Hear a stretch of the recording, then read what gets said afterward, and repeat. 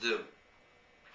This week's Torah portion talks about making a tabernacle. The tabernacle was not a permanent building. They had to carry it around with them wherever they went. And they carried it with them for 40 years. And then after the 40 years, they established it in Shiloh for 369 years. 14 years it was in Gilgal, then they moved to Shiloh for 369 years. And these were the posts of the base of the Mishkan, and without a cover, they used the same coverings of the tent of the Mishkan in the temple in Shiloh. And finally, 440 years after they entered the Holy Land, they first built a temple, the Beis Hamikdash. It stood for 410 years, then it was destroyed. Then, 70 years later, they built another temple, which lasted 420 years. And so, the whole Holy Temple lasted for a total of 830 years out of 1,207 years that we were in the land of Israel. That being said, the Torah places an inordinate amount of time on the description of the tabernacle, the Mishkan. The Mishkan existed primarily for the 40 years in the desert, and some of it was set up in Shiloh and in Gilgal, but not all of it. It was some walls with a cover. Some people say initially the Mishkan was set up, but it was permanent. But it was not in the way that it was set up in the time of the desert. The desert portion was only 40 years. It was temporary.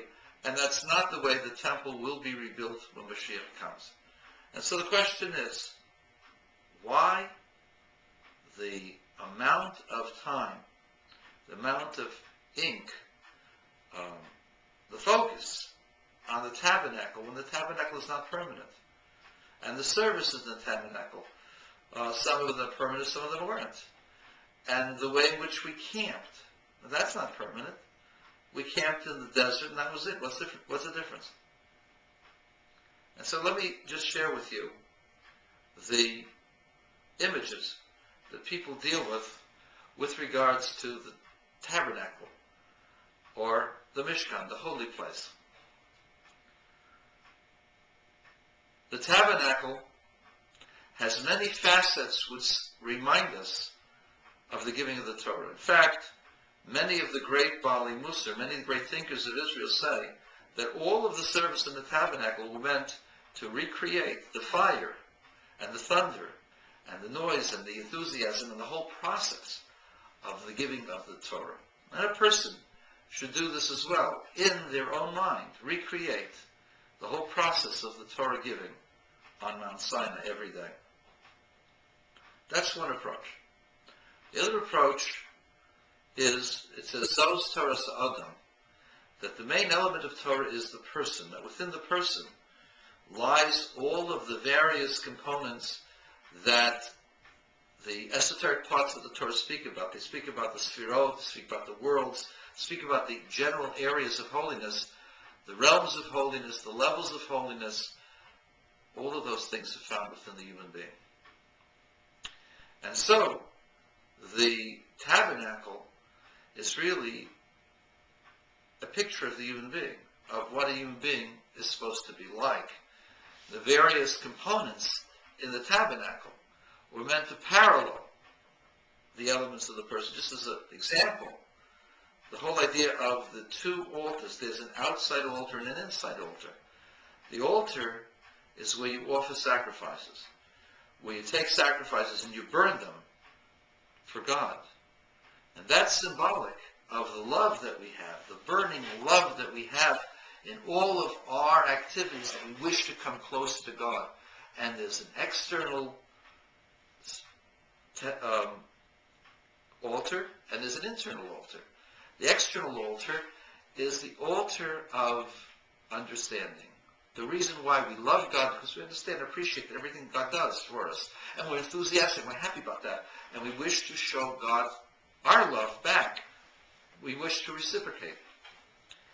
But then there's the internal love. There's the internal altar which is beyond the human experience. And so therefore, the tabernacle is really a map of the human being, a map of everything that the human being has in the human being's devotions to the creator of the universe. And then there's a third element to the tabernacle. Just as the 10 Commandments, the giving of the Torah, there were 10 statements there. There were also 10 statements in the process of creation. The world was created with 10 utterances. God created with 10 utterances. And every facet of the temple, the Beis HaMikdash, corresponds to a part of the world. And you see, it's all related.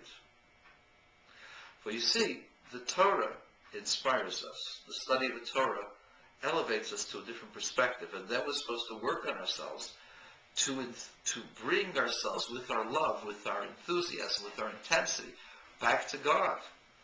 So we have the revelation of the Torah, we have the elevation of the human being. There's a third element. The third element is bringing that holiness of the Torah and the transformation of self into the world, making the world not just a vessel for the good, making the world good, taking out the goodness that's found in every aspect of the world, and bringing that back to God. It's not enough to study Torah. It's not enough to be pious within yourself and make yourself into a tzaddik, a holy person.